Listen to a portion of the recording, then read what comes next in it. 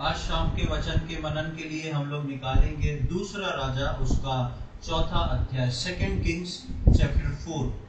दूसरा राजा उसका चौथा अध्याय और उसकी पहली आयत से लेके 7वीं आयत तक हम पढ़ेंगे। 2 किंग्स चैप्टर 4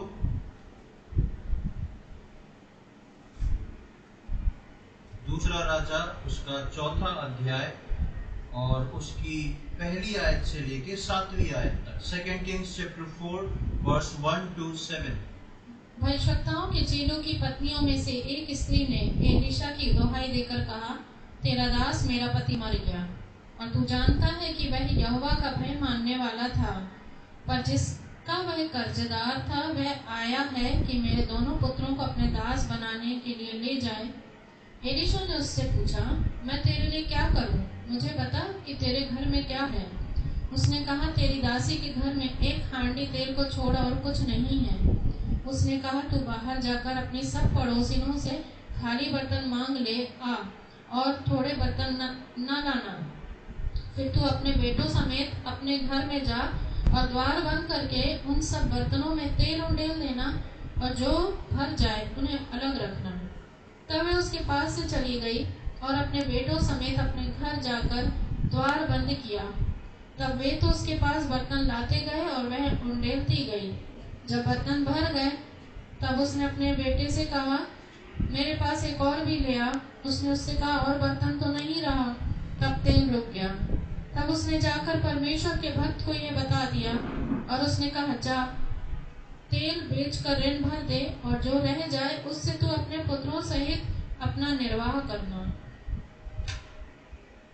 दूसरा राजा में जब हम आते हैं तो एक घटना को पाते हैं और ये एलीशा के बारे में है जो परमेश्वर का एक भविष्यवक्ता है और उसके आश्चर्य कर्मों में से एक है जो परमेश्वर उसके द्वारा करवा रहा है। और परमेश्वर एलीशा के द्वारा उसके एक दास के घर में आश्चर्य कर्म करवा रहा है।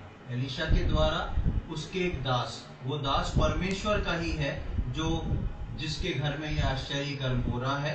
और ऐसे समय में जब उसके दास का परिवार जो है बहुत निराशा और बहुत ही दुखद अवस्था में, हम जब इसके पहली दूसरी आयत को पढ़ते हैं तो हम देखते हैं कि एक दास था जिसकी मृत्यु हो जाती है और उसकी पत्नी जो है वो आके एलीशा को बोलती है, सहायता को मांगती है, अपनी परिस्थितियों को बताती है कि कैसी परिस्थितियां हैं। वो जो दास मर गया वो कर्जदार था और अब वो कर्जदार जो जिससे कर्जा लिया था, जब ये उसकी पत्नी उस कर्ज को नहीं चुका पाई तो वो आ गया कि उसके दोनों बच्चों को अपने साथ गुलाम बना के ले जाए। एक बड़ी दुखद परिस्थिति उस परिवार में आती है जिसका कोई निवारण नहीं। ऐसी परिस्थिति में ये जो स्त्री है, उस प्रभु के दास की जो पत्नी है, ये कहीं और इधर उधर नहीं जाती है। ये परमेश्वर के दास के पास जाके अपना हाल बता के उस बात को परमेश्वर के सम्मुख रखती है कि बात ऐसी ऐसी है। और ऐसी परिस्थिति में ये जो एलीशा है वो उसको सुनता है, उससे बात करता है, उसको कुछ बात बताता है और उसका जीवन जो है वो पूरी तरह बदल जाता है। ये घटना एक विश्वासी के जीवन में बहुत कुछ सिखा के जाती है। इस घटना को मैं पूरा नहीं पढ़ रहा हूँ, आप लोग ने पढ़ा होगा तो आराम से आप समझ गए होंगे कि क्या है। विश्वासियों के जीवन में एक बहुत खास विषय को लेके आती है और यदि हम इसको अपने जीवन में सीखें और समझें तो मेरे और आपके लिए बहुत ही लाभदायक है।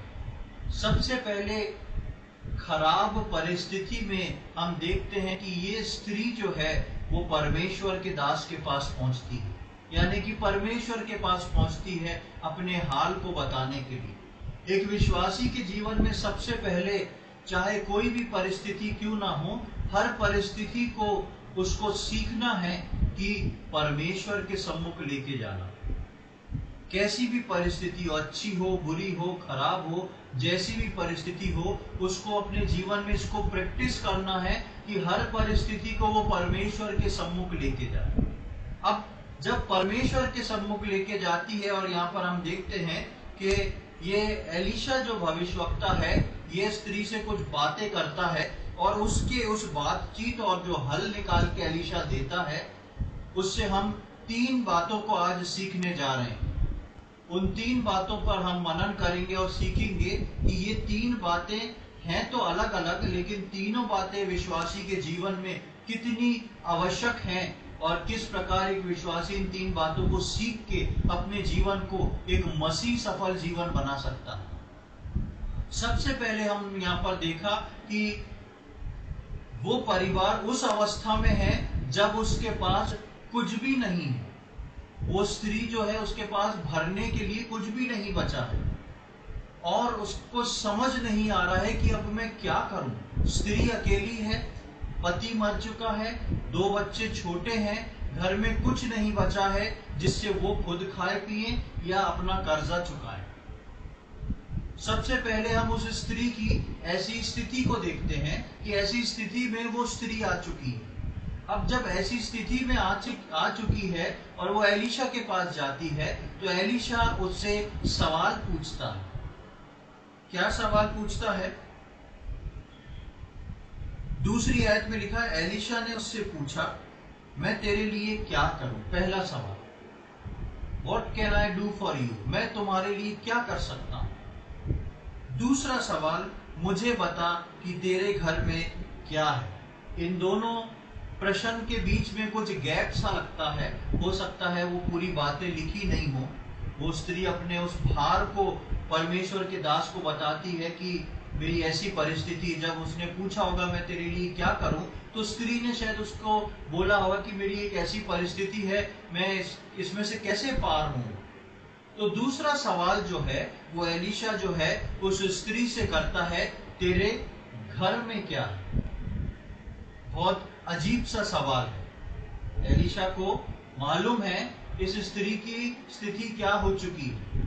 एलीशा को मालूम है कि इस स्त्री के पास कुछ भी नहीं है। उसके बाद भी एलीशा उस स्त्री से पूछता है कि मुझको ये बता कि तेरे पास तेरे घर में क्या है।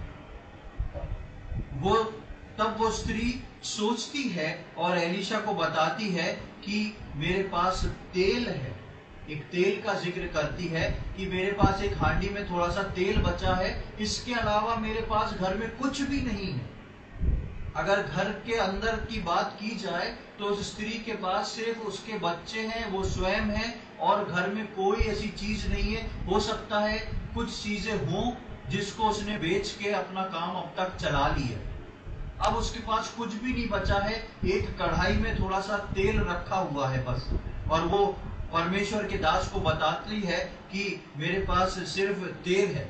उस स्त्री ने कभी नहीं सोचा था जो मुझ पर है उससे मेरा जीवन बदलने वाला है। अब हम मेन चीज पर आएंगे। उस स्त्री से एलीशा ने एक प्रश्न पूछा। स्त्री ने विश्वास योग्यता से उस स्त्री को बता दिया कि मेरे पास क्या है।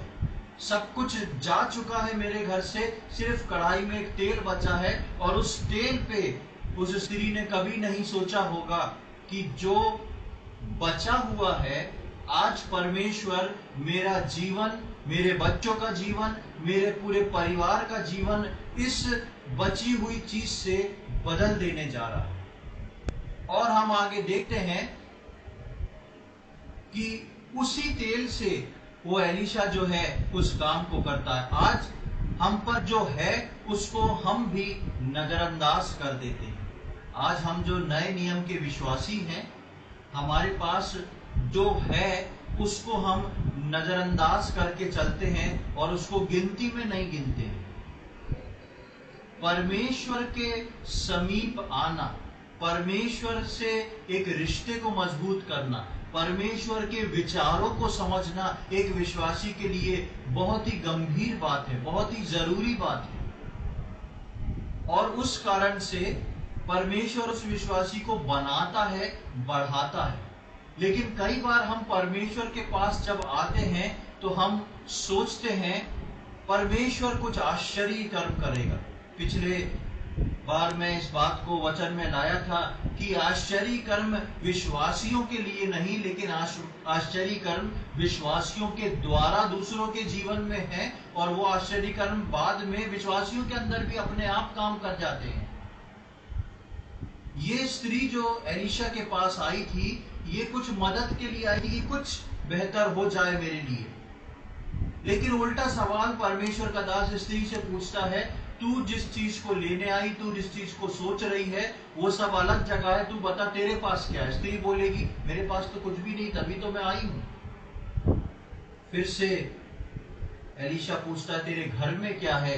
वो स्त्री कहती है मेरे घर में एक कढ़ाई तेल को छोड़ के मेरे पास कुछ भी नहीं है जिससे मैं कुछ कर सकूं।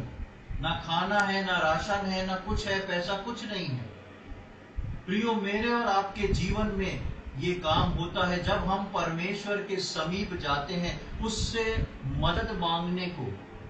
परमेश्वर चाहता है और हर विश्वासी से पूछता है तुम्हारे पास क्या है, और निश्चित तौर पे हम देखते हैं तो हमको लगता है हमारे पास तो कुछ भी नहीं है, लेकिन हम इस बात को भूल जाते हैं कि कुछ तो है मेरे पास जो परमेश्वर ने दिया है, और यदि उस चीज को मैं परमेश्वर के पास लेके आऊं तो परमेश्वर मेरे जीवन को पूरी तरह बदल सकता है। हम एक आयत को देखेंगे, हम देखें यूहन्ना रचित सुसमाचार उसका 5वां अध्याय, gospel according to John chapter 5 verse 5 and 6।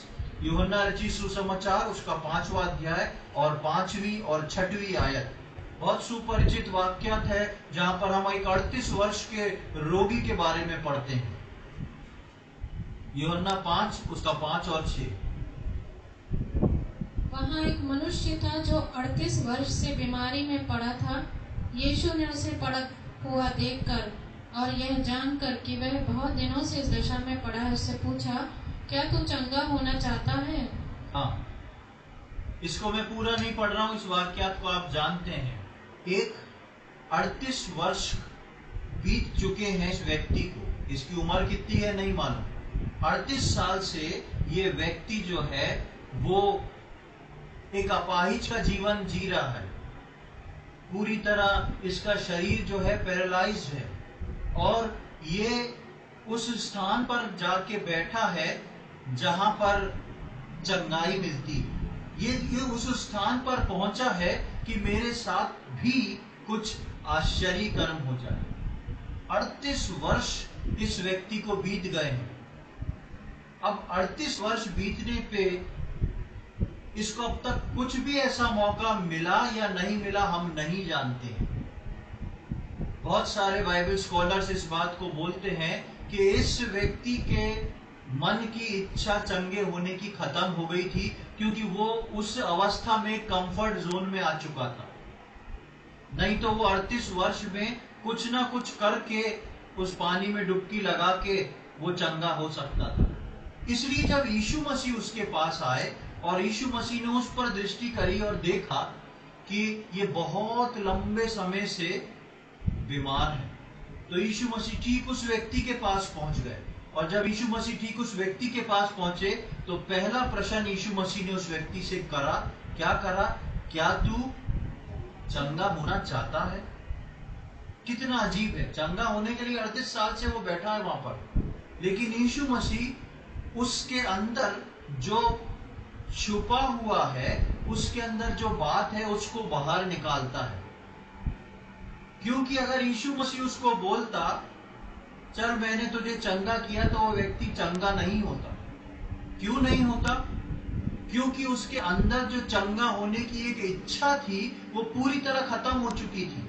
वो वहां पर कंफर्ट जोन में था, बहुत सारे लोग आते होंगे, उसको दान पुण्य करते होंगे, खाना पीना होता होगा, और उसने सोच लिया होगा कि मेरा जीवन जो है इस रीति से निकल जाएगा। यीशु मसीह वहां पर आके उससे पूछते हैं, या दूसरे शब्दों में बोलूं तो यीशु मसीह पूछते हैं तेरे पास क्या है?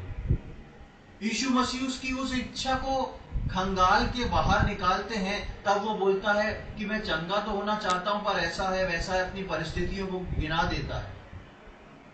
यीशु मसीह उसको चंगा करने से पहले उसके पास, उसके भीतर में जो उसके दिल की गहराई में जो था उसको निकालते हैं, और जब वो बोलता है तो यीशु मसीह कहते हैं उठ अपनी खाट उठा और चल, और वो चंगा हो जाता है। मेरे और आपके जीवन के अंदर कुछ है जो प्रभु ने दिया है। हम कभी भी नहीं कह सकते कि मेरे पास कुछ नहीं है, और जो कुछ होता है हम अक्सर उस चीज को नजरअंदाज कर देते हैं। हम सोचते ही नहीं है कि ये जो छोटी सी चीज मेरे जीवन के अंदर है ये मेरे जीवन को बदल सकती है। सिर्फ बात इतनी है कि उस छोटी सी चीज को हम परमेश्वर के सम्मुख लेके आए। आप पर जो भी है, एक विश्वासी के जीवन में, मुझ में और आप पर जो भी है, जितना भी है, जैसा भी है, प्रभु उससे आपके जीवन को बदल सकता है। समझ रहे हैं आप? आपके और मेरे अंदर जो भी है, जितना भी है, जैसा भी है, उससे प्रभु आपके जीवन को बदलने को तैयार है। क्या आप अपनी उस चीज को प्रभु के सामने लाने को तैयार हैं? ये प्रश्न होता है। आज प्रभु मुझसे और आपसे पूछा है तुम्हारे पास क्या है? मेरे और आपके पास हो सकता है एक छोटा विश्वास का जीवन हो, मेरे और आपके पास हो सकता है समय की बहुत कमी हो, मेरे और आपके पास हो सकता है वचन का ज्ञान बहुत कम हो, मेरे और आपके पास हो सकता है कि एक दुर्बल आत्मिक जीवन हो। बहुत सारी चीजें हो सकती हैं। कुछ भी हो, प्रभु उससे आपके जीवन को बदल सकता है।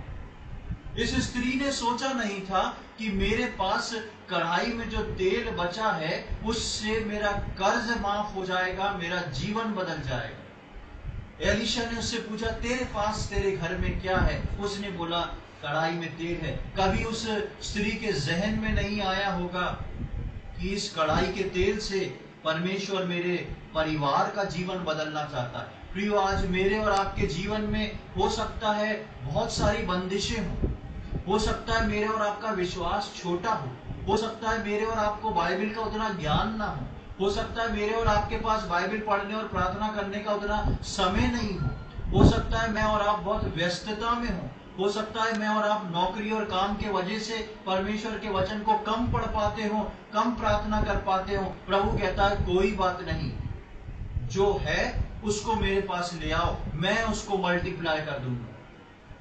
आज मैं और आप अपने जीवन में जिन बातों को लेके चलते हैं, हम जो है उसको नजरअंदाज कर देते हैं। हम सोचते हैं इससे क्या होगा, और शैतान इसका फायदा उठाता है और बोलता है तुम्हारा तो जीवन ऐसा है, तुम तो दिन में इतने गलत काम करते हो, इतना झूठ बोलते हो, ऐसा ऐसा तुम्हारा जीवन है। कुछ भी हो, एक विश्वास योग्यता, एक फल आपके जीवन में आपके जीवन को बदलने के लिए बहुत है। उस स्त्री का कढ़ाई में एक थोड़ा सा तेल जो था, न केवल उसका, उसके दोनों बच्चों का, उसके परिवार के जीवन को बदलने के लिए काफी था।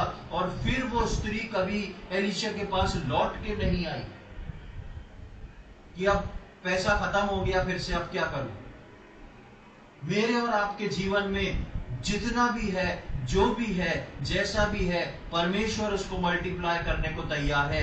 क्या आप अपने उसको परमेश्वर के सम्मुख लाने को तैयार हैं कि नहीं? इसलिए यीशु मसीह ने उस 38 वर्ष के रोगी से पूछा, क्या तू वास्तव में चंगा होना चाहता है? 38 वर्ष से तू इस जगह पर बैठा है, तेरे मन में इच्छा है कि नहीं? जैसे वो बोलता है इच्छा है, पर ये ऐसा होता है, वैसा होता है, मैं आता हूं दूसरा कूद जाता है। यीशु मसीह बोलता है ओके, चंगे हो गए, जाओ। तो पहली चीज मैंने बताया कि आज के वचन में 3 चीजें सीखने को जा रहे हैं। पहली चीज, जो हमारे पास है उसको हम प्रभु के सम्मुख लेके आए। चाहे वो विश्वास कम हो, चाहे समय की कमी हो, चाहे हमारा दिमाग बहुत चलता हो, चाहे हम शरीर के कारण अस्वस्थ हो, चाहे हम उतना नहीं कर पाते जितनी हमारी इच्छा है, कोई बात नहीं, जितना है उसको हम प्रभु के पास लेके आए। बोले प्रभु, इससे मेरे पास ये है, इससे मेरा जीवन बदला जाए। मेरे पास जो है उसको मैं आपके सम्मुख लेके आ गया हूं, आ गई हूं, इसको अब आप लेके मेरे जीवन को बदलें। इसलिए यीशु मसीह ने बोला, यदि तुम्हारे पास राई के दाने के बराबर भी विश्वास हो। कितना छोटा राई का दाना है। यीशु मसीह बोलता है अगर है ना, राई का दाना एक नाम की चीज है। हम अगर छौंका लगाते भी हैं तो कभी एक दाने से लगाते हैं क्या राई के? नहीं लगाते। कम से कम 10-12 दाने तो मिनिमम डालते ही हैं राई के, तब एक छौंका लगता है। उस चीज को भी प्रभु बोलता है तुम्हारे पास छौंका लगाने के लिए जरूर 15-20 दाने चाहिए, लेकिन मुझसे बात करने के लिए कितने दाने चाहिए? एक काफी है, 1 is enough। पर परमेश्वर पर विश्वास रख के उस एक दाने को तुम विश्वास से बो दो और फिर देखो परमेश्वर का काम। प्रियो, मेरे और आपके जीवन में कुछ भी हो, कितना भी कम हो, परमेश्वर एक राई के दाने को मल्टीप्लाई करने वाला परमेश्वर है। परमेश्वर सब कुछ बढ़ा सकता है आपके जीवन में। आपके मन की इच्छा हो और जो चीज आपके पास है उसको लेके तो आए और देखे परमेश्वर आपके लिए, आपके परिवार के लिए, आपके बच्चों के लिए क्या कुछ नहीं करता। ये वही परमेश्वर है जिसने एलीशा के द्वारा उस स्त्री के जीवन में काम किया और वो आज जिंदा परमेश्वर है। वो मेरे और आपके जीवन में, मेरे और आपके बच्चों के जीवन में, मेरे और आपके परिवारों में काम करने के लिए आज भी उत्सुक है। पर वो पूछता है तुम्हें चाहिए कि नहीं। हम हमेशा इसलिए पीछे हट जाते हैं कि शायद इससे कुछ नहीं होगा, लेकिन जो आपके पास है उससे सब कुछ हो सकता है। विश्वास से अपनी बुआई को शुरू करें। दूसरी बात पर हम आते हैं। जब इस तेल की बात खत्म होती है तो एलीशा उससे बोलता है, पहले पूछता है तेल, उसके बाद उसको एलीशा जो है एक फॉर्मूला देता है, एक समीकरण देता है। समीकरण ठीक है, अब जो भी हो, एक फॉर्मूला देता है। और फॉर्मूले में एलीशा क्या बताता है, उसका तीसरी आयत को देखे वहां क्या लिखा हुआ है।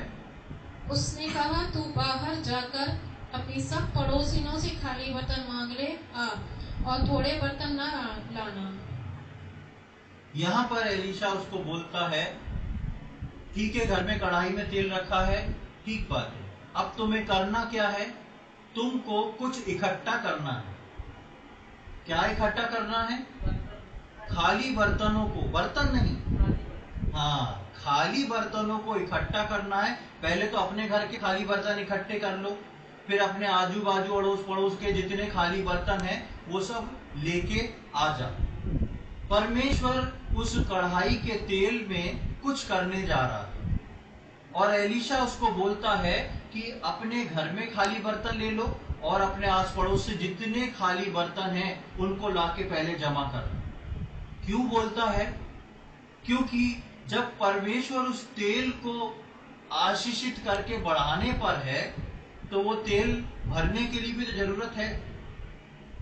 वो आशीष में तेल, वो आश्चर्य कर्म जो है जमीन पर नहीं गिरना चाहिए, उसका इकट्ठा होना बहुत जरूरी है। क्योंकि जब परमेश्वर का हाथ उस तेल पे लगेगा तो वो साधारण तेल नहीं रह जाएगा, वो परमेश्वर का आशीष में तेल होगा और उसको कहीं ऐसी वैसी जगह फेंक के नहीं रख सकते, उसको साफ बर्तन में रखना है और इकट्ठा करना है। इसलिए वो बोलता है जाके सारे बर्तनों को ले आओ, जितने हो सके, मैक्सिमम जितना ला सकते हो खाली बर्तनों को ले आओ।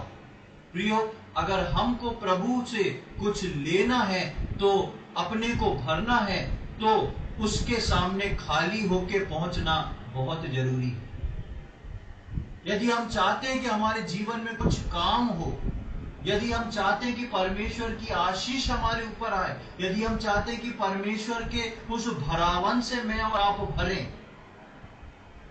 तो मुझको और आपको खाली होना बहुत जरूरी है। बिना खाली हुए हम में कुछ भी उंडेला नहीं जाया जा सकता। उस स्त्री को उस आश्चर्य कर्म करवाने के लिए उसने पहले बताया तेल है और उसके बाद प्रभु को एलीशा बोलता है कि जाके खाली बर्तन ले लो, अपने घर के ले लो, आस पड़ोस के ले लो, जितने हो सकते हैं वो खाली बर्तनों को लेके इकट्ठा करो। क्योंकि जब प्रभु काम करेगा तब वो तेल जो है तुम उंडेलोगे, उससे खाली बर्तन को भरना जरूरी है। इसलिए वो कहता है जितना हो सके। उसने कोई भी, एलीशा ने लिमिट नहीं बताई। आप देखोगे उस तीसरी आयत में पढ़ो, लिखा है उसने कहा तू बाहर जाकर अपने सब पड़ोसियों से खाली बर्तन मांग ले। और आगे क्या लिखा है? हाँ, ये बोला क्या 5-6 से ज्यादा मत लाना, 2-2, 3-3 एक एक जने से ले लो। पहला लिखा सब पड़ोसी से, जहां तक तेरा जो दायरा है, जहां तक तेरा बातचीत है। स्त्रियों की बातचीत थोड़ी ज्यादा दूर तक रहती है कि नहीं? एक पुरुष की पड़ोसियों से उतनी नहीं रहती, लेकिन स्त्री पड़ोसी का गली पार कर जाती है, सबसे आयल हो जाता है। तो उसको, उस स्त्री को बोला उसने कि जाओ और जाके अपने सब पड़ोसियों से बर्तन ले आओ, और एक और शर्त रखी कि क्या होना चाहिए? थोड़े बर्तन मत लाना। जब मैं और आप परमेश्वर से कुछ भरावन चाहते हैं, जब मैं और आप चाहते हैं कि परमेश्वर मेरे और आपके जीवन में कुछ करे, हमेशा डिमांड करें परमेश्वर से मैक्सिमम की, बहुतायत की। ये बहुतायत में उन बातों के लिए नहीं कह रहा हूं, प्रभु बहुतायत की सैलरी मिले, प्रभु बहुतायत की आशीष मिले, बहुतायत की कार, इससे एक और बड़ी कार मिल जाए, बहुतायत, ये बहुतायत नहीं। आत्मिक रीति से प्रभु जब भरता है तो आप जितना मांगेंगे प्रभु देगा। प्रभु को थोड़ा पसंद नहीं है। भजन में एक जगह लिखा है, तू अपना मुंह पसार और मैं उसे भर दूंगा। जितना तू पसार सकता पसार। विश्वासियों के साथ समस्या क्या है?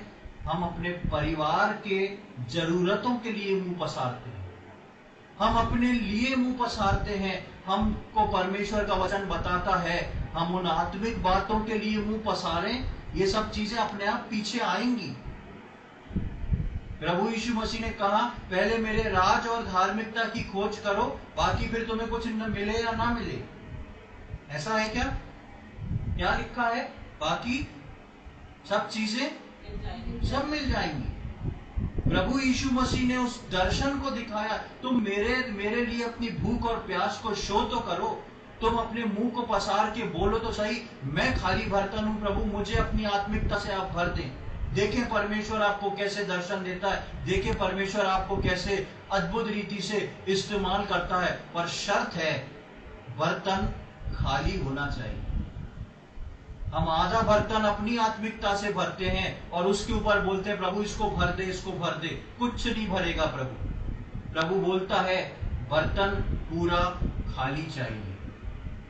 मैं उसी बर्तन में आश्चर्यकर्म करूंगा, मैं उसी बर्तन में भरावन को भरूंगा जो बर्तन खाली होगा। और जब तुम बर्तन लाओ तो ध्यान रखना, छोटी मोटी चीज की अपेक्षा मत करना, मुझसे बड़ी चीज की अपेक्षा करना। बड़े बर्तन लाना, कम बर्तन मत लाना, ज्यादा बर्तन लाना। क्योंकि जब मैं एक बार भरना शुरू करूंगा तो तुमको निरंतर भरता चला जाऊंगा। इसलिए परमेश्वर आज कलीसिया को इस बात को बताता है कि मुझको और आपको परमेश्वर के समीप जो कुछ है उसको लेके जाना है और खाली जाना है, पूरी तरह एम्प्टी होके जाना है, खाली होके जाना है, ताकि परमेश्वर मुझको और आपको अद्भुत रीति से भर सके। हम यूहन्ना रचित सुसमाचार उसके 2 अध्याय में एक घटना को देखते हैं, प्रभु यीशु मसीह के पहले आश्चर्य कर्म को। उस वर्ष को देख लें, gospel according to John chapter 2 verse 6 to 10। यूहन्ना रचित सुसमाचार उसका 2 अध्याय उसकी 6वीं आयत से लेकर 10वीं आयत तक वहां देखिए क्या लिखा है। वहाँ यहूदियों की शुद्ध करने की रीति के अनुसार पत्थर के 6 मटके धरे थे, जिनमें 2-2, 3-3 मन समाता था। यीशु ने उनसे कहा, मटकों में पानी भर दो। उन्होंने उन्हें मुंह भर दिया।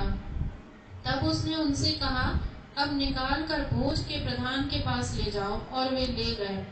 जब भोज के प्रधान ने वह पानी चखा जो दाखरस बन गया था, और नहीं जानता था कि वह कहाँ से आया है, परंतु जिन सेवकों ने पानी निकाला था वे जानते थे, तो भोज के प्रधान ने दूल्हे को बुलाकर उससे कहा, हर एक मनुष्य पहले अच्छा दाखरस देता है, और जब लोग पीकर थक जाते तब मध्यम देता है, परंतु तूने अच्छा दाखरस अब तक रख छोड़ा है।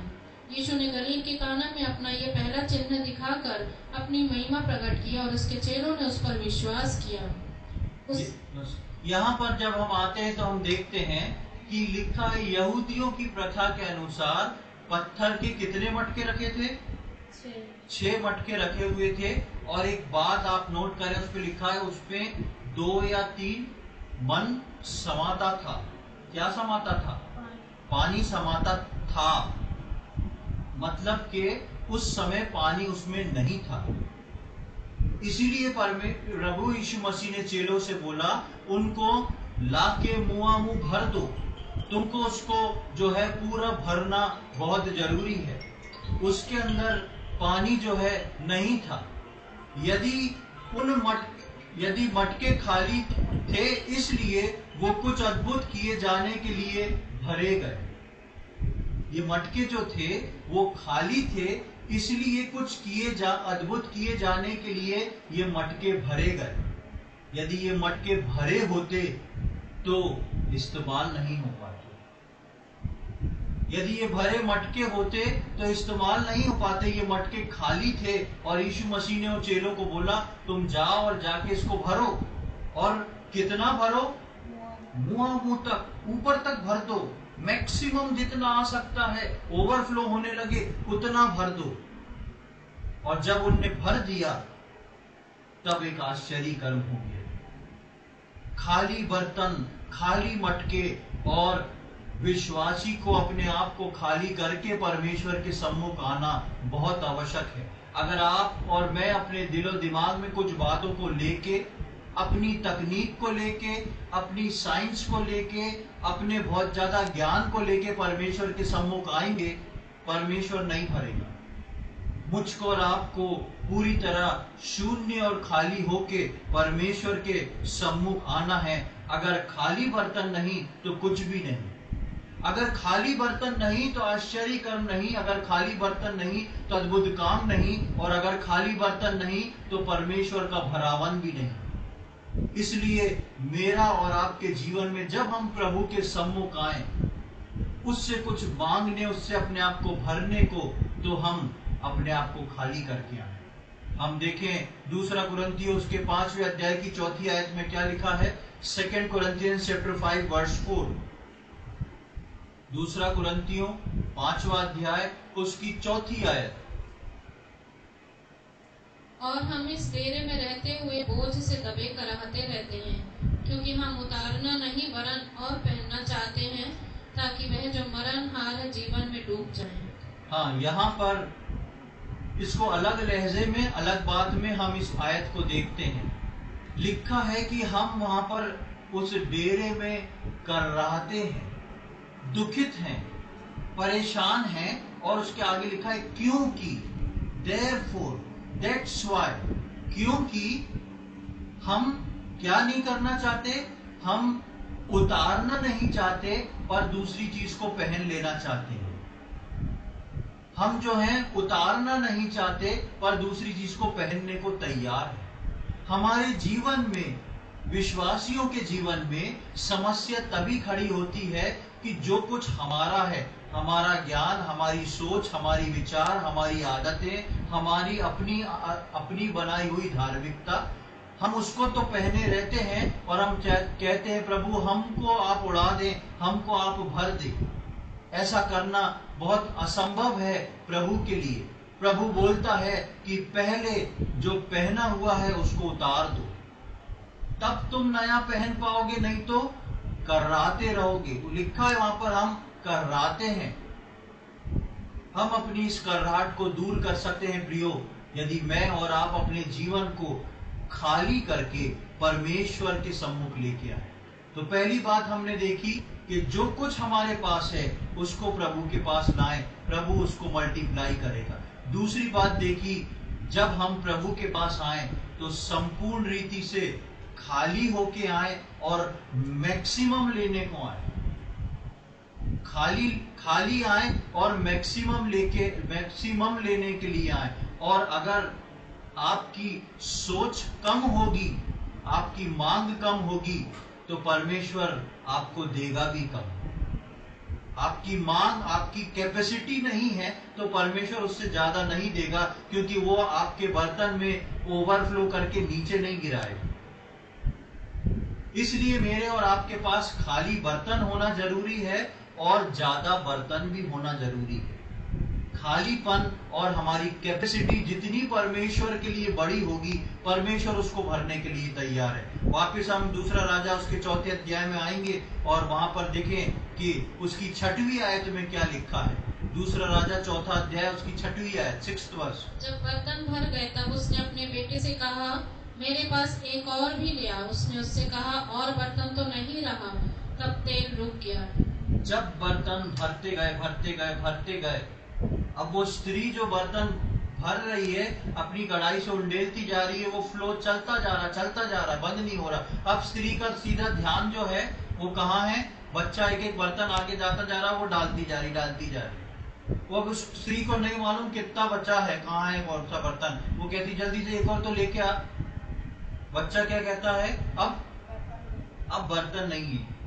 वो सेंटेंस बच्चे के मुंह से निकलता है और हम देखते हैं तेल जो है क्या होता है? रुक जाता है। जिस पल आपने बोल दिया, जिस पल आपने सोच लिया इट इज इनफ, बहुत है इतना, उस समय परमेश्वर अपने भरावन को बंद कर देता है।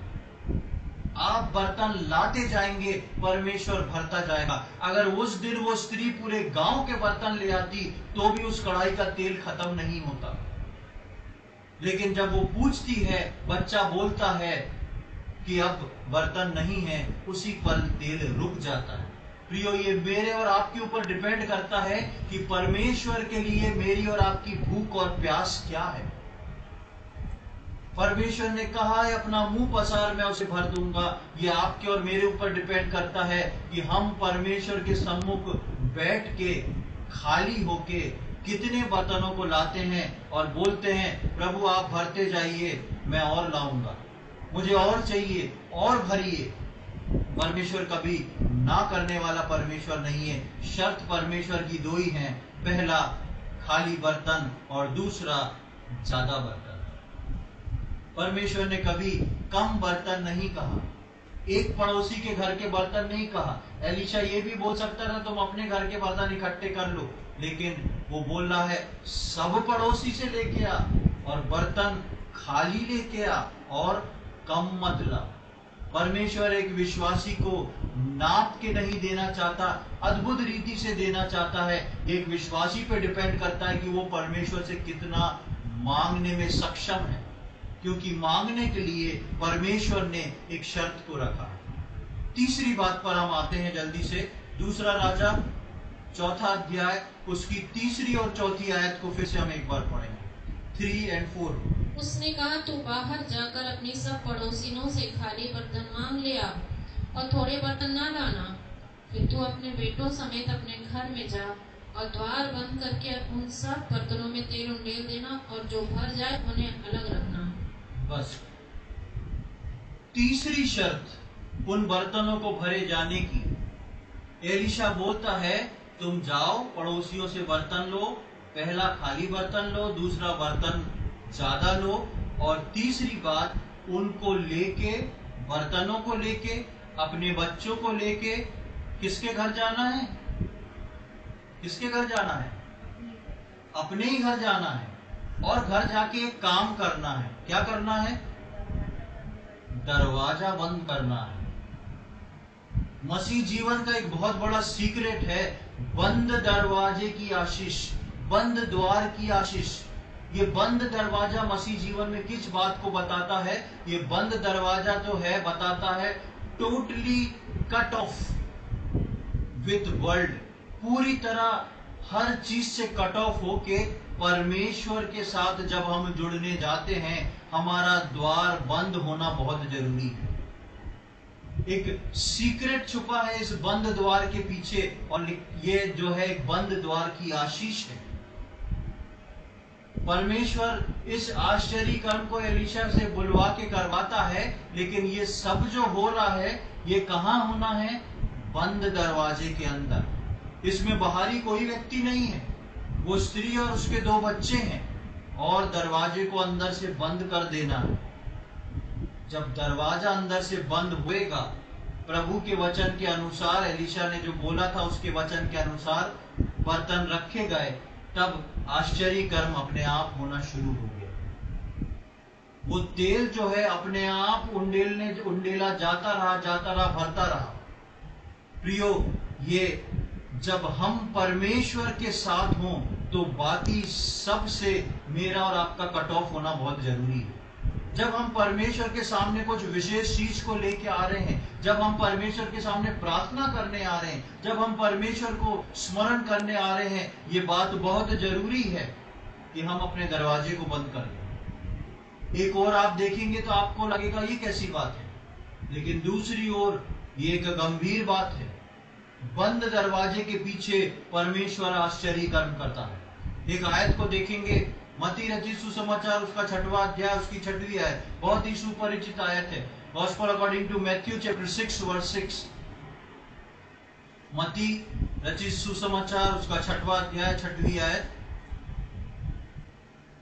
परंतु जब तू प्रार्थना करे तो अपनी कोठरी में जा और द्वार बंद करके अपने पिता से जो गुप्त में है प्रार्थना कर, तब तेरा पिता जो गुप्त में देखता है तुझे प्रतिफल देगा। हाँ, यहाँ पर प्रभु यीशु मसीह इस बात को बोल रहे हैं, जब तू प्रार्थना करे तो अपनी उपरौठी कोठरी में जाना। उपरौठी नहीं है तो नीचे की भी चलेगी। अच्छा, कोठरी तो कोई भी कोठरी हो, आपका कमरा हो, लेकिन जब आप जाओगे तो क्या करना है? दरवाजे को बंद कर लेना, क्योंकि मैं और आप जब प्रार्थना करने जा रहे हैं तो बहुत ही अहम काम के लिए पहुंचे हैं, और परमेश्वर जो गुप्त में है उससे मुझको और आपको गुप्त में बात करना है। सीक्रेट प्रेयर इन क्लोज्ड डोर। खास प्रार्थना दरवाजा बंद करके होने वाली प्रार्थना जो है वो अद्भुत प्रार्थना है। हम देखें यूहन्ना रचित सुसमाचार उसका 20वां अध्याय और उसकी 19वीं आयत। Gospel according to John chapter 20 verse 19।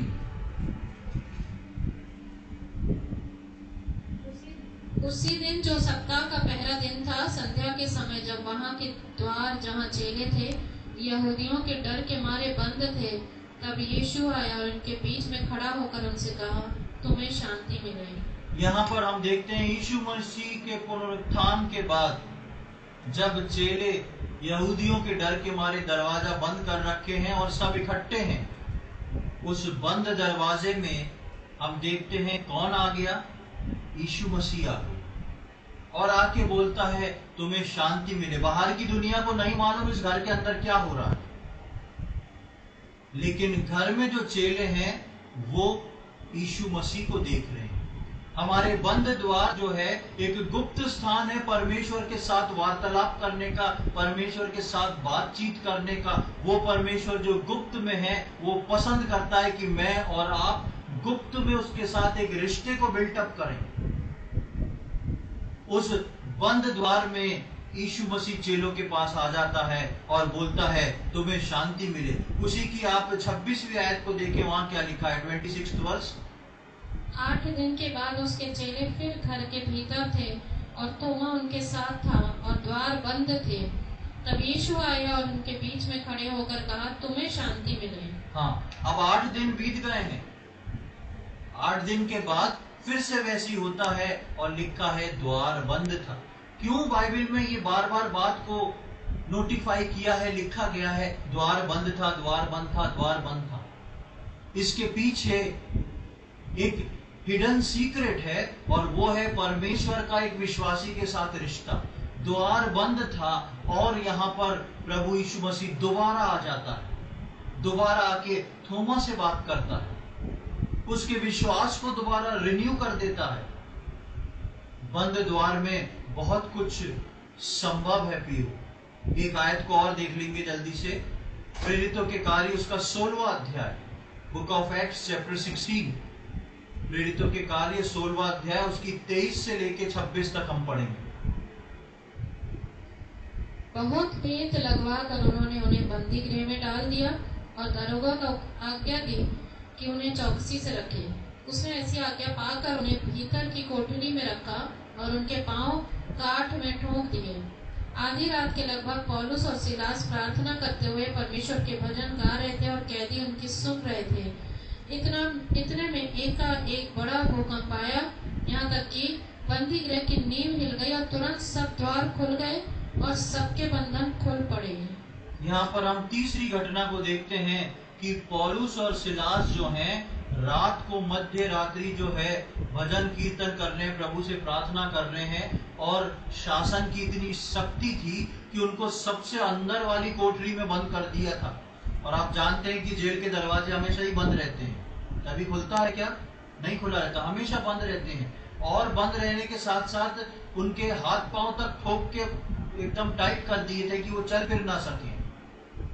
और सबसे बड़ी बात, पौलुस और सिलास जब भजन गा रहे थे तो कुछ और लोग थे जो सुन रहे थे। कौन थे वो लोग? कौन थे वो लोग?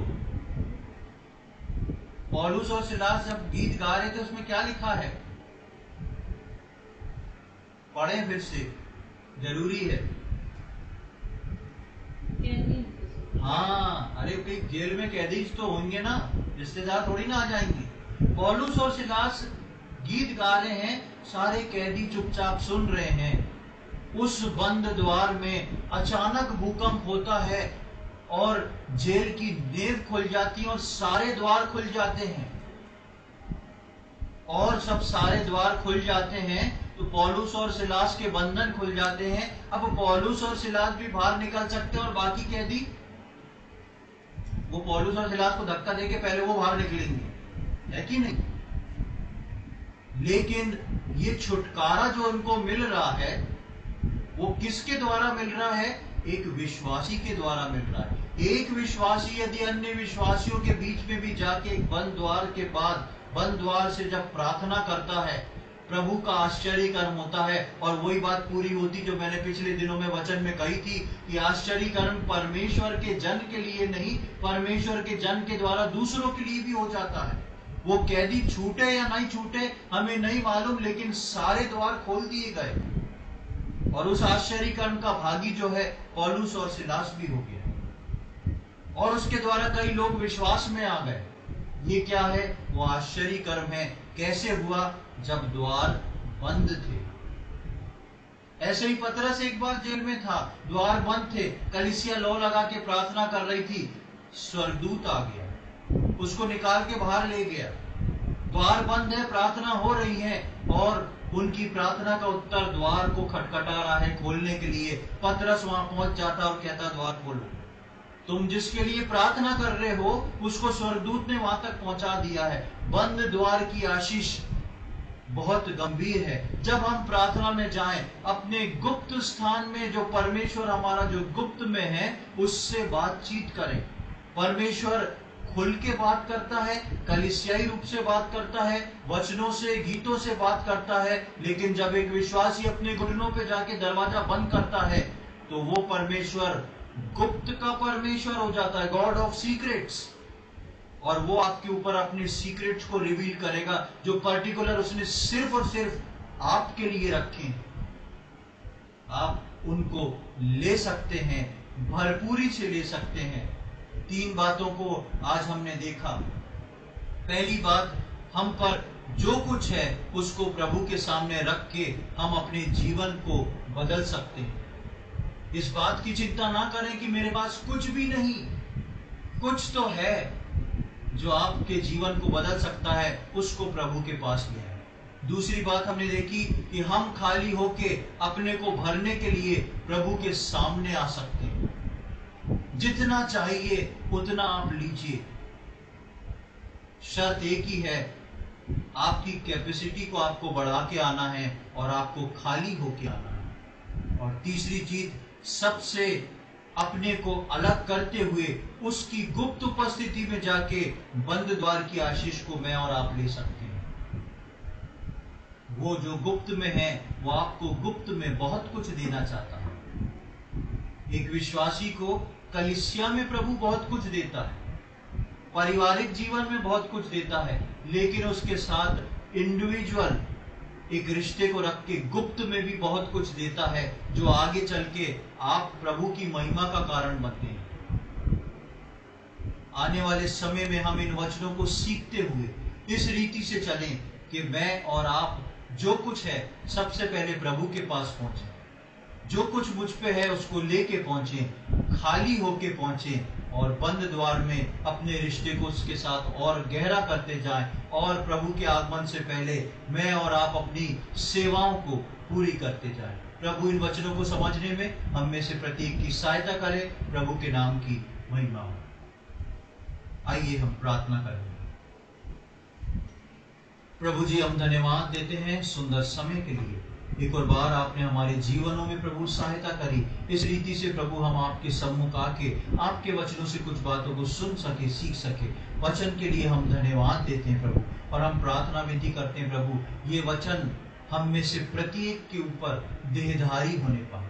जितने जनों ने आज इन वचनों को सुना है, जितने जने आगे आने वाले समय में इन वचनों को सुनेंगे, हम सब के लिए प्रार्थना करते हैं प्रभु, आप दया करें, आप अनुग्रह करें और ये वचन हमारे अंदर सरगर्म हो जाए प्रभु जी, और इसमें से कुछ भी शैतान चुराने ना पाए। हम प्रार्थना करते हैं प्रत्येक सुनने वाले व्यक्ति के लिए प्रभु जी, उनके जीवन को प्रभु आप ही बदल के दें प्रभु। हम इन बातों को सीख पाएं और हम उन बातों को जो हमारे पास हैं उसको लेके आपके सम्मुख आने वाले हो सके। हम जो कुछ भी हम पे है उसको लेके आपके सम्मुख आ जाएं, क्योंकि आपका वचन जो है प्रभु मल्टीप्लाई करने वाला है।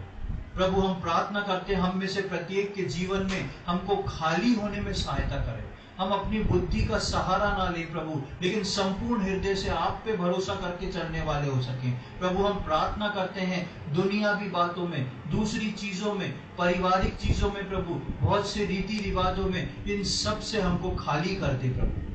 और प्रभु अपने उस अनुग्रह से भर दें, अपने उस ज्ञान से भर दें, और प्रभु आप हमारी कैपेसिटी को बढ़ा दें, ताकि हम आपसे बहुत आयत से लेने पाए, हम अपने मुंह को पूरा पसार के आपसे लेते चले जाएं। ऐसी हमारी विनती प्रार्थना है। हमारे वो बर्तन प्रभु जी कभी खत्म ना होने पाए, हम आपकी भरपूरी में भरपूर होते हुए दिन प्रतिदिन आगे बढ़ते जाएं। ऐसी हम प्रार्थना और विनती करते हैं। हम प्रार्थना करते हैं प्रभु कि उन बंद द्वारों की आशीष का एक्सपीरियंस हम अपने जीवन में कर पाए। प्रभु हम जिस प्रकार वचनों में देख रहे थे कि ये सब कुछ जो हो रहा था वो बंद द्वार के अंदर हो रहा था। जहां दरवाजा बंद हुआ अंदर आश्चर्य कर्म शुरू हुआ। प्रभु हम प्रार्थना करते हैं ऐसे बंद द्वार की संगति हम विश्वासियों की आपके साथ बनती चली जाए। जितना भी प्रभु जी हमारा दुनिया के साथ मेल मिलाप है जो आपके योग्य नहीं प्रभु, वो सब कट ऑफ होने पाए। जितना भी प्रभु हमारा इंटरेस्ट है जो दुनिया की चीजों में है, वो सब यीशु मसीह के नाम से कट ऑफ होने पाए। और प्रभु हम जो हैं आपके लिए अपने आप को अलग करके, आप जो गुप्त में हैं आपके साथ एक गुप्त संबंध को बना के आप में आगे बढ़ सके, आपकी इच्छा और योजना को पूरा कर सके। और प्रभु हम प्रार्थना करते हैं हम में से जितनों ने आज ये वचन सुना और आगे सुनेंगे, आगे आने वाले समय में प्रभु इन तीनों कार्यों में प्रभु आप सबको बलवंत कर दें प्रभु जी, आप सबको स्ट्रेंथन कर दें प्रभु जी, ताकि वो लोग नित्य आगे बढ़ते जाएं, आपके आगमन से पहले तैयार हो जाएं प्रभु जी, और अपनी सेवा को जो बची है उसको पूरी करने वाले हो सके। आपने हमारी प्रार्थना को सुन लिया, उसके लिए हम धन्यवाद देते हैं। ये सारी बातें अपने उद्धारकर्ता प्रभु यीशु मसीह के पवित्र और मीठे नाम से मांगते हैं, आमीन। अब हमारे परमेश्वर पिता का प्रेम, प्रभु यीशु मसीह का अनुग्रह और पवित्र आत्मा की सहभागिता अब से लेकर प्रभु यीशु मसीह के दूसरे आगमन तक हम में से प्रत्येक पर होती रहे, आमीन।